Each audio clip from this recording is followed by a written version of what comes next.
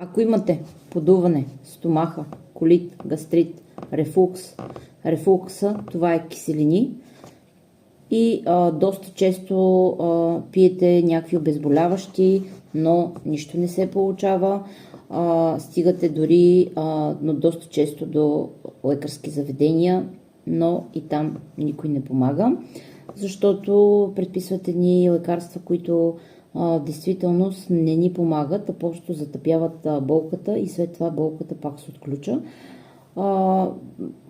Така можете да си отключите доста други заболявания. Доста по-сериозни, мога да кажа.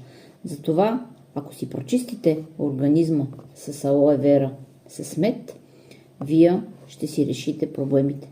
Алоето прочиства първо клетките, мазнини, токсини, шлаки и успокоява коремната област.